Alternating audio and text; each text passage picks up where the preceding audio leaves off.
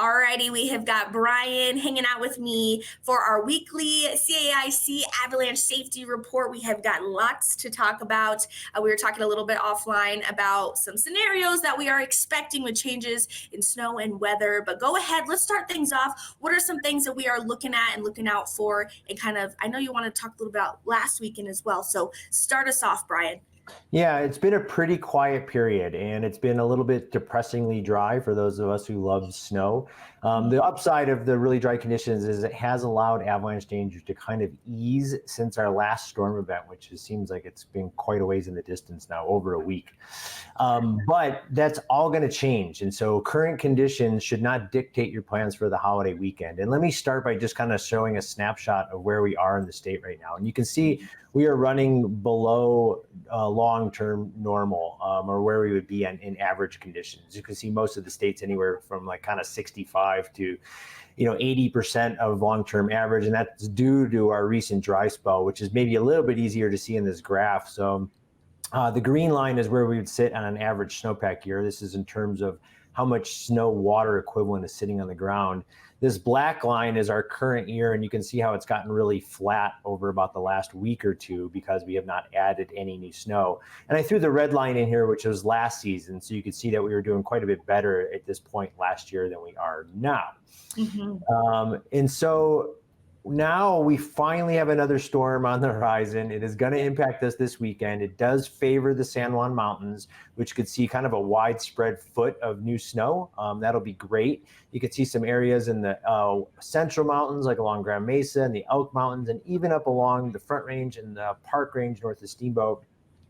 Could pick up, kind of 4 to 8 inches of snow. This is great news. It will refresh everything. It is also going to lead to an increase in avalanche danger, mainly because this new snow is falling on kind of a worrisome snowpack structure. Sure. And what that looks like is we either have buried weak layers in the upper part of the snowpack, like what you can see here is this like weakness in the upper snowpack, and this is a layer of buried surface hoar. Here's what that looks like a little bit closer, and you can see that's pretty fragile, so it can't handle a ton of new snow on top of it. And not only do we have these weak layers in the upper snowpack, like that surface hoar, but we've got some deeper snowpack area, or deeper weak layers, and this video will show that. The snowpack has really seen a lot of wind damage up here, so the slabs are really patchy. They're about 20 to 30 feet across. And you either are skiing in totally weak faceted snow, or you're on top of a 2-foot thick pencil plus borderline knife hard slab that is sitting on just very weak faceted snow at the bottom of the snowpack. So we've isolated extended column test. We're going to see if in this transition area where the slab goes from thin to thick, we can actually impact those deeper weak layers.